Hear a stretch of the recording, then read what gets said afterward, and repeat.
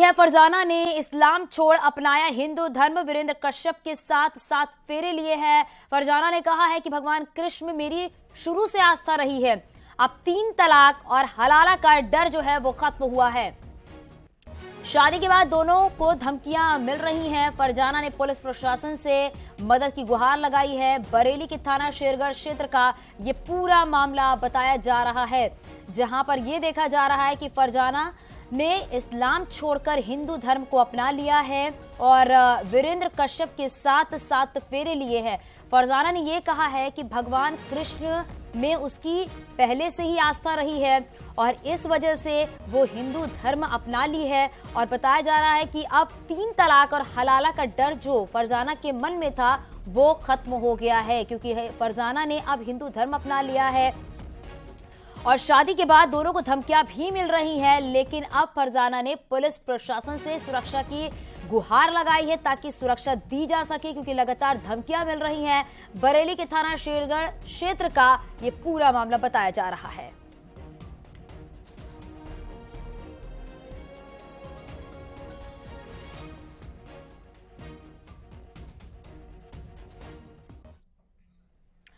Greater Noida में युवक का खतना कराने और धर्मांतरण का दबाव डालने के मामले में पुलिस ने 4 आरोपियों को गिरफ्तार किया है। आरोपियों में लड़की के मां बाप, जिस अस्पताल में खतना किया गया है उसके संचालक और खतना करने वाला शामिल है। आरोपियों पर शादी के लिए धर्म बदलने की शर्त रखने का भी आरोप है। इस मामले में बुलंदशहर पुलिस से भी शिकायत की गई थी। बुलंदशहर पुलिस ने मामला नोएडा पुलिस को ट्रांसफर किया है। नोएडा में पहले मुकदमा फेज 2 में दर्ज हुआ और फिर इसकी जांच इकोटेक 3 थाना क्षेत्र में ट्रांसफर की गई। एक साथ कंपनी में काम करते थे, तो मैंने इसने मुझे शादी के लिए बोला, तो मैंने इससे कहा कि अपने घर को से बात कर ले, तो इसके घर वालों ने इससे मना कर दिया कि हम शादी नहीं करेंगे। तो इसने कहा कि मैं जहर खा के मतलब मर जाऊंगी। तो इसके घर के कहने लगे कि ठीक है, तुम लड़के को बुला लो, हम बात कर लेंगे। तो इसने मुझे फ़ोन किया कि घर वाले मान गए हैं शादी के लिए, तुम आ जाओ एक बार बात कर लो। तो मैं इसके घर पहुँचा तो सर उन्होंने क्या किया क्या नहीं किया उसकी मुझे नहीं पता। फिर इसने बताया कि तुम्हारे साथ ऐसा ऐसा हो गया है। क्या हो गया? मतलब सर खतना करा हम धर्मांतरण यहाँ पर इकोटेक 3 थाना क्षेत्र में एक मुकदमा लिखा गया। युवक पर शारीरिक शोषण और मानसिक शोषण का दबाव बनाया गया। शादी करने के लिए प्रेमिका से धन परिवर्तन की बात कही गई।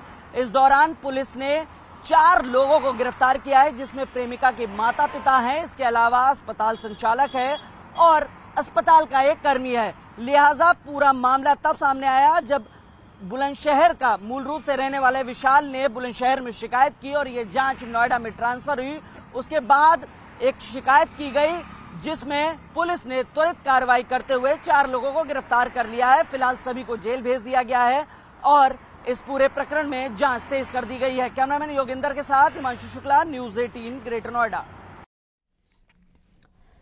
मुरादाबाद की अजय सैनी और बांग्लादेशी महिला जूली की प्रेम कहानी में नया मोड़ आ गया है। मुरादाबाद वापस लौटे अजय सैनी ने नई कहानी बताई है। अजय ने कहा है कि वो बांग्लादेश नहीं गया था, बल्कि पश्चिम बंगाल में बॉर्डर के पास किराए का मकान लेकर रह रहा था। सिम कार्ड बांग्लादेश का इस्तेमाल कर रहा था और उसी से मां से बात होती थी। बारिश में पैर फिसलने से चोट लगने के बाद खून से लथपथ वाली फोटो भी उसी सिम में लगे मोबाइल से भेजी गई थी। अजय सैनी के मुताबिक जूली से 2017 में फेसबुक के जरिए मुलाकात भी हुई थी। 2022 में जूली से मुरादाबाद में शादी की थी। मां से झगड़े के बाद पश्चिम बंगाल चला गया था। मम्मी को लगा मैं अपनी ससुराल बांग्लादेश में हूं, लेकिन मैं बंगाल में था। मेरी पत्नी जूली बांग्लादेश में ढाका गाजीपुर में रहती है। मेरे पास पासपोर्ट नहीं है। बांग्लादेश अपनी ससुराल जाना चाहता है, इसलिए पासपोर्ट अप्लाई कर रखा है। अजय को फोटो मिलने के बाद उसकी मां ने पुलिस से बेटी की सकुशल वापसी के लिए गुहार लगाई थी। पुलिस और सुरक्षा एजेंसियों की सक्रियता के बाद 23 जुलाई को अजय अचानक मुरादाबाद वापस लौट आया। शादी करने के बाद 15 दिन रुकी वो घर पे। 15 दिन रुकने के बाद बोली मेरे किराएदारों में झगड़ा हो गया, मुझे जाना पड़ेगा। तो चली गई। जाने के बाद 2 महीने बाद फिर वापस आई सितंबर में। आने के बाद 1.5 महीने रुकी, जिसमें कि 1 महीने मैं उसके साथ था घर पे ही, और फिर मैं वापस काम पर चला गया अपने कर्नाटक। तो 15 दिन जो रुकी थी बाद में मम्मी से कुछ बात झगड़ा हो गया इन साथ बहुओं दोनों में, पता नहीं वो फिर वापस चली गई। जो बात बता रही है ये बात सब सच है। मैं तो बड़ी खुश हूँ, सही मेरे पास आ गया। बहू तो आई नहीं है आपकी। तो जब मन करेगी बुलाएगा तो आएगी, ना बुलाएगा ना आएगी। तो आप रखना चाहेंगी अगर जूली नहीं, तो? मैं ना रखना चाहूंगी।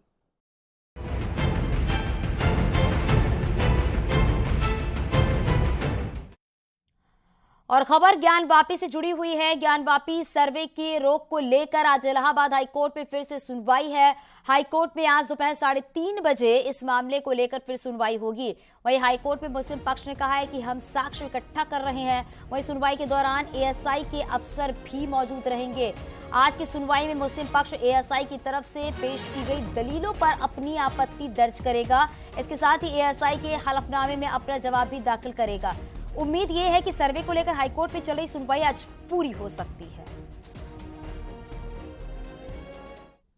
परिसर को लेकर मुस्लिम पक्ष यानी मस्जिद जामिया कमेटी की ओर से दाखिल रिट याचिका पर इलाहाबाद हाईकोर्ट में आज लगातार तीसरे दिन सुनवाई होगी। इस याचिका पर चीफ जस्टिस प्रीतिंकर दिवाकर खुद सुनवाई कर रहे हैं। आज तीसरे दिन की सुनवाई इसलिए अहम है क्योंकि एएसआई ने कल अपना हलफनामा दाखिल कर दिया था। एएसआई के एडिशनल डायरेक्टर आलोक त्रिपाठी ने हलफनामे के जरिए बताया था कि उनके पास ऐसी तकनीक मौजूद है कि बगैर खुदाई किए हुए वह इसको विशेषज्ञों की मदद से ऐसा सर्वे कर सकते हैं कि कोई नुकसान विवादित ढांचे को नहीं होगा। यह भी कहा था कि अगर कोर्ट उन्हें इजाजत दे तो 31 जुलाई तक यह सर्वे पूरा किया जा सकता है। और यह बताया था कि सोमवार को जो सर्वे हुआ था वो सिर्फ 5% तक का सर्वे हुआ था। ऐसे में अगर कोर्ट उन्हें इजाजत देता है तो वो सर्वे करने के लिए तैयार है। हालांकि इसी हलफनामे के बाद मुस्लिम पक्ष ने आपत्ति की थी और कुछ समय मांगा था और ये कहा था कि उन्हें कुछ साक्ष्य इकट्ठा करना है। तो आज की सुनवाई में माना यह जा रहा है कि एएसआई के हलफनामे पर मुस्लिम पक्ष अपनी आपत्ति दाखिल करेगा। कोर्ट में सभी पक्ष मौजूद रहेंगे। मुस्लिम पक्ष में मस्जिद जामिया कमेटी के अधिवक्ता रहेंगे, हिंदू पक्ष के अधिवक्ता रहेंगे, यूपी सुन्नी सेंट्रल वक्फ बोर्ड के अधिवक्ता रहेंगे, केंद्र व राज्य सरकार के भी अधिवक्ता मौजूद रहेंगे। इसके साथ ही साथ एएसआई के अधिकारी भी रह सकते हैं। आज सभी पक्षों की बहस सुनने के बाद कोर्ट फैसला सुना सकती है फौरन, या ये भी हो सकता है कि कोर्ट इस मामले में जजमेंट को रिजर्व कर ले और आगे कोई जजमेंट सुनाने की तिथि नियत कर दे। ऐसे में जो एएसआई के सर्वे पर वाराणसी के विवादित परिसर में रोक लगी है, कोर्ट उसको एक बार फिर से आगे बढ़ा सकती है। ज्ञानवापी के सर्वे को लेकर छिड़े संग्राम को लेकर न्यूज 18 ने जानी है वाराणसी के लोगों की राय।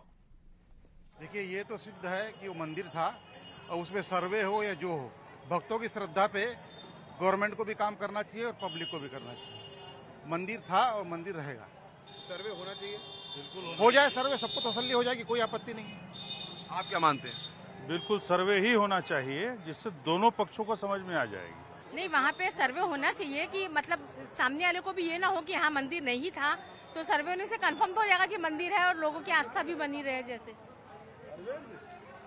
होना चाहिए, सर्वे होना चाहिए और दूध का दूध पानी का पानी सब बाहर आ जाएगा। क्या हकीकत है सब सामने आ जाएंगी बातें। जय भोलेनाथ।